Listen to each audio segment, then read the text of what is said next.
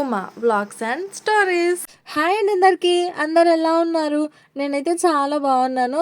ఇంక ఈసారి అయితే ఊరికి వెళ్ళాల్సిన టైం అయ్యింది. నేను వచ్చి ఈ రోజుకి 10 రోజులు అవుతుంది. ఎప్పుడు లేను 10 డేస్, ఎప్పుడు వచ్చినా ఒక 5-6 రోజులకైతే రిటర్న్ అయిపోతుంటే ఎందుకో ఎప్పుడు ఉండబుద్ధి కాకుంటుండే. ఈసారి ఇంకా అమ్మమ్మ వాళ్ళు కూడా వచ్చారు కదా, వాళ్ళు వెళ్ళిపోయినాక ఒక వారం రోజులు ఉందాంలే అన్నట్టుగా ఉన్నాను. పాప కూడా నాతో పాటే లేచింది. మార్నింగ్ కొంచెం ఫాస్ట్గానే లేచినాము. బాగా ఎండ అయితే మళ్ళీ పొద్దుంకులు ఎండ జర్నీ అంటే ఇబ్బంది అవుతుంది కదా, పిల్లలతో నాకు గాబర్ గాబర్ అనిపిస్తుంది అన్నట్టుగా కొంచెం ఫాస్ట్గానే లేచినాము. నేను లేచే వరకే అమ్మాయి బట్టలు సదరడం అయితే మొదలెట్టేసింది. పాప కూడా నాతో పాటు తొందరగా లేచింది. ఇక బిస్కెట్ ఇస్తే తినుకుంటా కూర్చుంది. ఈసారి అమ్మమ్మ చీరలు ఏం లేవు కదా, అంటే అమ్మమ్మ వెళ్ళేటప్పుడే చీరలు తీసుకెళ్ళినది, అందుకే కొంచెం స్పేస్ ఉంది కదా అన్నట్టుగా మా అమ్మమ్మ చీరలు అయితే పెట్టుకున్నాను. అంటే అమ్మ వాళ్ళ అమ్మవి ఊర్లో ఇచ్చేటివి. ఇక అవి మొత్తం కవర్ అయిపోయింది. మళ్ళీ మార్నింగ్ వెళ్ళే ముందే అమ్మ నాది బ్లౌజ్ ఆ ముందు రోజే కుట్టినది కదా, అది కొంచెం వెనకాల అవి థ్రెడ్స్ పెట్టకునిండే, అవి ఇప్పుడు కుడుతుంది. మళ్ళీ నేను అడిగి పోయినాక నాకు ఇబ్బంది అవుతుంది అన్నట్టుగా నాన్నని అడిగితే తీసుకొచ్చిండు. ఇక అప్పటికప్పుడు కుట్టేస్తుంది. ఆ థ్రెడ్స్ లేకపోతే నాకు బ్లౌజెస్ చాలా వరకు అయితే సెట్ కావు. ఇక వెళ్ళే ముందు అయితే అశ్వథామ కొంచెం సతాయిస్తుంది. ఎందుకంటే ఆ ముందు రోజు నైట్ బయటికి వెళ్ళింటాం కదా, కొంచెం మార్నింగ్ లేచే వరకు ఫుల్గా జలుబు అయిపోయింది వాడికి. నైట్ అంతా కూడా బాగానే పడుకున్నాడు, కానీ ఇంకా తెల్లవారుజామున నుంచే బాగా కుసుకోవడం మొదలెట్టినాడు. రమ్మంటే రాడు, ఏం చెప్పడు, ఒక్కటే ఏడుస్తూ ఉంటాడు. వాడికి సొస్తే అయితే బాగా రాగం పెడతాడు. అదే భలే హెడ్ఏక్ అనిపిస్తుంటుంది. పాపం వాడి కూడా సోచాయించదు, కానీ ఇంకా ఏం చేస్తాం. వెళ్ళే ముందు అయితే అశ్వత్థామ ఫుల్గా దిల్కుష్ అయిపోయిండు. సిరప్ వేసినాక కొంచెం బెటర్ అయ్యిండు. మా అక్క అయితే వీడియో కాల్ చేసింది. రమ్మంటే నందన్ ఏడుస్తాడు రాను అని అన్నది. ఇంకా సరేలే అని చెప్పి కాల్ కట్ చేసిన. దగ్గరనే ఉంటుంది కదా రా అన్నట్టుగా చెప్పిన, వస్తుందో రాదో మరి. ఇక బట్టలు అయితే అమ్మ సదిరింది. కాకపోతే 2-3 అంటే నేను చెప్పులు తీసుకుని ఇంటి ఆ ముందు రోజు ఆ స్లిప్పర్స్ వేసుకుందామా అందులో పెడతామా అని ఆలోచించుకుంటా మళ్ళీ సూట్ కేసు ఓపెన్ చేసిన. నాన్నని అడిగితే ఇప్పుడు వేసుకో ఏం బాగాలేవు, కొత్త వేసుకొని వెళ్ళు అని అన్నాడు. ఇక అవే తీసేస్తున్నా. అవి తీయడానికి నేను ఆ సూట్ కేసు ముందు కూర్చునింటి. మా అమ్మ సూట్ కేసు చాలా నీట్గా సదిరి పెట్టింది. నేను ఆ చెప్పుల కోసం అనే తీసింటిని కదా, ఇక అది చూసి అయితే ఫుల్గా తిట్టింది. నేను అంత నీట్గా చదివితే మొత్తం చెత్త చెత్త చేసిన మళ్ళా అని. నాన్న వచ్చి కవర్ చేసి నేనే చెప్పినాలే అని. ఇంకంతే, మా నాన్న నాకు ఎప్పుడు కూడా సపోర్టివ్గానే ఉంటాడు. నేను ఏమైనా చేసినా చేయకుండా నన్ను అమ్మ ఏమైనా తిట్టిందంటే ఖచ్చితంగా తిరిగి అమ్మనే తిడతాడు. ఇంట్లో చిన్నపిల్లని కదా, అందుకే మా నాన్న బాగా గారాబం చూపిస్తాడు నా మీద, చిన్నప్పటి నుంచి అయినా అంతే. ఇంకా ఈ మధ్య అయితే నేను కొంచెం దూరం ఉంటున్నా కాబట్టి ప్రేమ, అతి ప్రేమ అసలు పొంగిపోతుంది మా నాన్నకి. యాక్చువల్గా నేను ఆడికి వెళ్తే చాలా వరకు అయితే ఫోన్ చెయ్యను ఇంటికి, ఎందుకంటే నాకు పిల్లలతోనే నా పనే సరిపోతుంటుంది కదా. నేను ఎప్పుడో ఒకసారి ఫోన్ చేస్తే ఇంకా ఫీల్ అయిపోతాడు, నన్ను మర్చిపోయినాను మీ ఇంటికి వెళ్ళిపోయి అని అంటాడు. మా అక్కని మళ్ళీ ఇంత గారాబం పెట్టాడు మా నాన్న, ఎందుకంటే కొంచెం పెద్ద ఆమె కదా ఇంట్లో. అమ్మ అక్క ఒకటి, నేను మా నాన్న ఒకటి. రాను రాను అనుకుంటేనే మా అక్క కొద్దిసేపటికి వచ్చేసింది. ఇక ఉండలేదు కదా నేను లేకుండా, నన్ను చూడకుండా. మళ్ళీ నేను ఎప్పుడు వస్తానో అన్నట్టుగా ఇంకా వాడిని కూడా తీసుకొని వచ్చింది. మా అక్క కూడా నేను దూరం ఉంటా అని నేను వచ్చినప్పుడల్లా ఖచ్చితంగా అడుక్కుంటాను రావే రావే అని.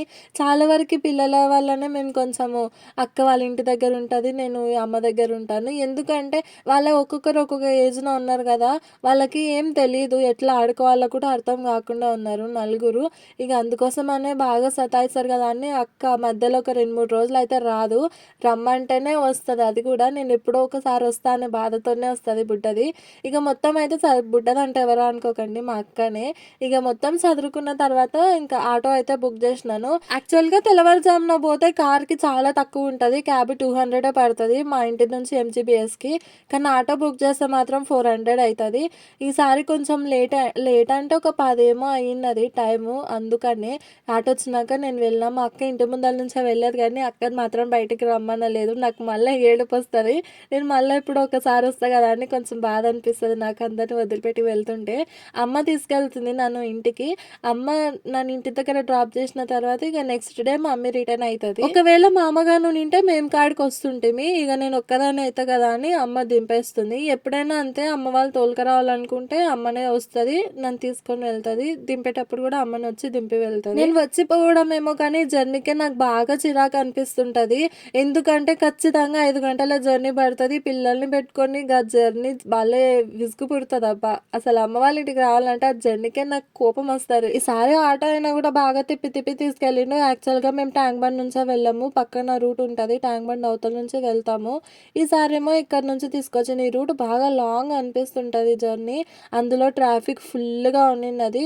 మాకు 1:40 పట్టింది ఇంటి దగ్గర నుంచి MGBSకి వెళ్ళడానికి. క్యాబ్ చూసినా కానీ లేట్ అయినందుకు క్యాబ్ 450 ఏమో చూపించింది, ఆటోనేమో 360 చూపించింది. ఇదే బెస్ట్ అనుకోని ఇక దీనిలో వచ్చినాము. అందులో క్యాబ్ నాన్ ఏసీ ఉంటుంది, కాకపోతే ఎట్లయినా ఎక్కే వరకు కొంచెం వాసన వస్తుంది కదా, అందులో ఇంకా బస్ జర్నీ చేసేది ఉంటుంది, ఇబ్బంది అవుతుందని అమ్మ వద్దనిన్నది. పిల్లలు ఇట్లా ఆటోలో వెళ్ళేటప్పుడు నిద్రపోయినంటే నాకు మళ్ళీ బస్ ఎక్కినాక పడుకోరు కదా, అదొక హెడ్ఏక్ అనిపిస్తుంది. పాప కొంచెం సతాయిస్తుంది బస్సులో. వాడైతే కొంచెం ఫోన్ ఇస్తే వింటాడేమో కానీ లేకపోతే వినాడు. వాడి మోషన్ కోసమే మేము అసలు ఇంటి దగ్గర అంతసేపు ఆగింది. లాస్ట్ టైం అమ్మమ్మ నేను మామ వచ్చింటాం కదా హైదరాబాద్కి, అప్పుడు బస్సులో మధ్యలో బాత్రూమ్ వచ్చి బాయ్ ఏమన్నా టార్చర్ చూపించిండు వాడు. వాళ్ళ నాన్నకి మాత్రము డైపర్ వేస్తామంటే వేయనిసాడు. వాడి కోసం మాత్రమే మేము ఇంత లేట్గా ఇంటి దగ్గర నుంచి బయలుదేరింది. ఆటో ఇంటి దగ్గరికి వచ్చిన వెంటనే బాత్రూమ్ అన్నాడు, లేచినప్పటి నుంచి పోకుండా. వాడు రోజు లేచిన వెంటనే పోయేటోడు, ఈసారి మాత్రము చాలా లేట్గా చేసిండు. ఇక MGBSకి వచ్చిన తర్వాత కూడా వాడికి మళ్ళీ వాష్రూమ్కి తీసుకెళ్ళాను. మళ్ళీ ఎక్కడ బస్సులు ఎక్కినాక తిప్పల పెడతాడా అని డైపర్ వేసుకోమంటే మాత్రం వద్దని ఏడ్చిండు వాడు. ఈసారి కూడా ఎప్పుడైనా బస్సులో వెళ్తుంటే ఏదో ఒకటి ఖచ్చితంగా తినాలనిపిస్తుంటది కదా, అందుకే ఇక షాప్ దగ్గర చక్రాలు ఇంకా వాడికి బిస్కెట్ ప్యాకెట్ అవి ఇప్పించి వచ్చి నిలబడ్డాను. వెంటనే బస్ వచ్చింది. మేము అక్కడ వచ్చి నిలబడ్డామో లేదా 2 minutesకే బస్ వచ్చింది. మేము కొంచెం లేట్గా చేసినా ఖచ్చితంగా మిస్ అవుతుంటే మళ్ళీ ఒక 1 hourకేమో వస్తుండే. మా ఊరికి కొంచెం బస్సులు ఎక్కువనే ఉంటాయి. MGBS నుంచి మేము డైరెక్ట్ వెళ్ళేదే. అక్కడ నుంచి ఒక 8 kilometers ఊరికి మా హస్బెండ్ వచ్చి తీసుకెళ్తాడు. నాకు బస్సులో ఎక్కిందంటే ఫుల్గా నిద్ర వచ్చేస్తుంది, కానీ పిల్లలతోనూ నిద్ర మాత్రం అస్సలుకే కుదరదు. బుడ్డ చూడండి ఎట్లా చూస్తుందో. వాడికేమో అమ్మమ్మ మీది పోతా అని రాగం పెడితే ఇక అమ్మ వాడిని ఎక్కించుకుంది, బుడ్డదాన్ని మధ్యలో కూర్చోబెట్టుకుంది. బెస్ట్ ప్లేస్ అసలు అది. ఎంత సైలెంట్గా బిహేవ్ చేస్తుందో ఒక్కొక్కసారి నాకు ఏం తెలియదు అన్నట్టుగా. అది ఎంతసేపు ఎంత సైలెంట్గా కూర్చుందో అంతకంత టార్చర్ చూపించింది. తర్వాత ఆ చక్రాలు ఇస్తే ముద్దుగా మధ్యలో కూర్చొని తినుకుంటే చేరింది. ఇంతకు ముందు ఫ్రీ బస్ లేనప్పుడు ఇట్లా పిల్లలు 2 ఉన్నారంటే ఒక సీట్ మీద 3 కూర్చునేది. 2 పిల్లలు ఉన్నందుకు వదిలిపెడుతుండే 2 కాడికి కూర్చొని. ఇంకే ఇప్పుడు అట్లా లేరు, ఖచ్చితంగా సీటుకు 3 పిల్లలు ఉన్నా కానీ సీటుకు 3 కూర్చోాలని రూల్ పెట్టిండ్రు. కొంచెం దూరం బాలనగర్ వరకు వచ్చినాక ఇక ఫుల్గా ట్రాఫిక్ అయితే మొదలైపోయింది. అంటే ఇంతకు ముందు ఫ్రీగానే ఉంటుండే, ఇప్పుడు ఎందుకంటే హైవే వేస్తున్నారు బాలనగర్ నుంచి, అందుకే కొంచెం రోడ్ చిన్నగా చేసిర్రు. ఫుల్గా వెహికల్స్ అయ్యేసరికి ఎక్కడ పోవడానికి ఇది లేకుండా బాగా ట్రాఫిక్ జామ్ అయిపోయింది. చూడండి ఎన్ని లారీలు, ఎక్కువ లారీలే ఉన్నాయి, లారీలు బస్సులు అంతే. మాకు ట్రాఫిక్ స్టార్ట్ అయినదేమో టోల్ గేట్ దగ్గర. అక్కడ నుంచి పని జరిగే వరకు మధ్యలో ఒక 3 kilometers ఉంటుంది. 3 kilometers రావడానికి మాకు 1.5 టైం పట్టింది.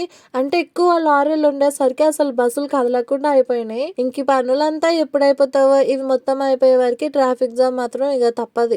బస్సు బాగా ఆగుతా వచ్చినది కదా, పిల్లలు అయితే బాగా జతాయించరు. మా పిల్లలే కాదు బస్సులో ఉన్న పిల్లలందరూ రాగాలు పెట్టిర్రు ఒకటేసారి. అంటే కొంచెం ఎండు ఎక్కువ ఉన్నది.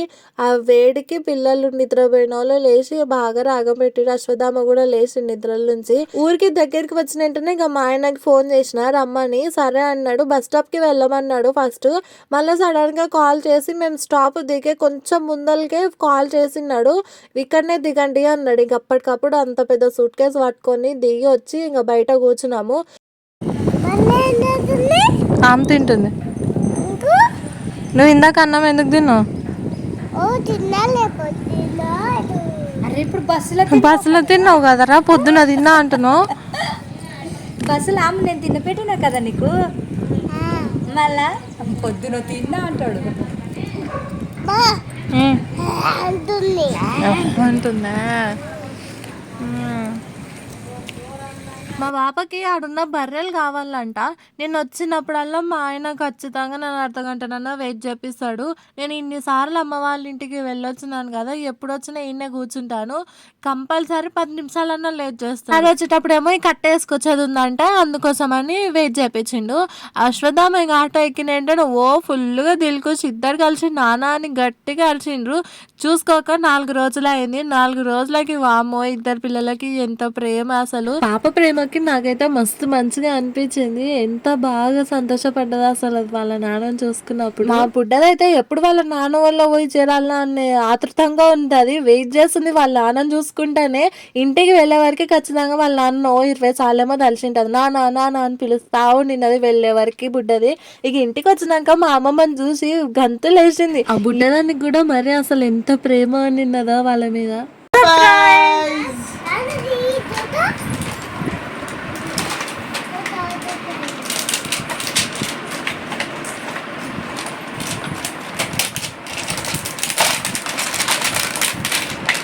డాక్టర్ గారు, ఓ డాక్టర్ గారు, వన్ షర్ట్ మస్తు సెట్ అయింది మామ. అది నాకు చూడు వినిపించింది. డిగ్ డిగ్ డిగ్ డిగ్ డిగ్ డిగ్. ఈ డాక్టర్స్ అయితే నేను హైదరాబాద్కి వెళ్ళక ముందే ఆర్డర్ పెట్టింటి వాడికి. మేము అక్కడికి వెళ్ళినాక అమ్మమ్మల్ని ఇక్కడ వచ్చినాక వచ్చింది అది వాళ్ళ నాన్న సర్ప్రైజ్ చేసి చూపించింది వాడికి. ఫుల్ హ్యాపీ అయిపోయింది వాడు. ఈ బుట్ట చూడండి, ఆ గుర్రం మీద 2 కాళ్ళు పైకెట్టి నిలబడుతుంది. అన్ని వింత వింత పనులు చేస్తుంది. ఇంకా నడక కూడా మొదలైపోయింది. మాకు ఇంకా చుక్కలే స్టార్ట్. ఈ నుంచి నేను హైదరాబాద్కి వెళ్తున్నప్పుడు కొన్ని శారీస్ తీసుకుపోలేదు కుట్టించుకోవడానికని. ఇక అవన్నీ చూసి తీసి పెట్టినది అమ్మ. ఇంకా కిచెన్లో ఇవి కూడా గలీజ్ అయిన డబ్బాలని అమ్మ క్లీన్ చేస్తుంది నీట్గా. వచ్చినప్పుడైనా నాకు ఖచ్చితంగా కిచెన్ నీట్ గా చేసేపోతుంది అమ్మ. నాకు చాలా హెల్ప్ చేస్తుంది మా ఇంటికి వస్తే గాన. మేము వీడికి రాకముందుకి ఇక అమ్మమ్మ టమాటా కూర వంకాయ కూర చేసే పెట్టినది. ఇక సడన్ గా వచ్చినాక చికెన్ తీసుకొచ్చినారు. ఇంకా అమ్మమ్మ ఇద్దరు కలిసి చికెన్ చేసినారు. నేను మా ఆయనతో మాట్లాడుకుంటూ కూర్చున్నా. పాపం 4 రోజులు అయింది మాట్లాడక ఇద్దరం కలిసి అని కొంచెం టైం పాస్ చేసుకుంటా కూర్చున్నాను. వీడియో బంద్ చేయను ఫస్ట్ అని చెప్తున్నాను. నాకు ఇంకా పిల్లలకు తినిపిద్దామని టీవీలో రైమ్స్ పెట్టడానికి వచ్చినాను. ఇప్పుడు కొంచెం బాగానే అలవాటు అయ్యారు టీవీలో రైమ్స్. ఇంతకు ముందు బాగా ఫోన్కి అడిక్ట్ అయిపోతుండే. ఇక అమ్మ క్లీన్ చేసిన డబ్బాలు అయితే ఈ విధంగా సెట్ చేసుకున్నాను. న్యూస్ పేపర్ కూడా కింద తీపిచ్చి అమ్మనే వేయించింది. కిటికీ కూడా నీట్గా మొత్తం క్లీన్ చేసిన. నేనైతే డబ్బాలు క్లీన్ చేయాలంటే వాటిని సర్ఫ్లో నానబెట్టి అక్కడ ఇక్కడ రుద్దుతుంటే, కానీ మా అమ్మ అయితే అసలు సింపుల్గా బాసలతోనే సబ్బుతోనే పైన పీస్ పెట్టి రుద్దేసింది. చాలా నీట్గా అయిపోయినాయి. ఇదంతా నెక్స్ట్ డే మార్నింగ్ చేసేసుకున్నాను. ఇక్కడ పైన ర్యాక్లో కూడా కొంచెం చెత్తలా ఉంటే అదంతా కూడా నీట్ చేసుకున్నాను. ఇంకేంటేనండి వీడియో మీకు ఎలా అనిపించిందో కామెంట్ చేయండి, లైక్ చేయండి, సబ్స్క్రైబ్ మర్చిపోకండి.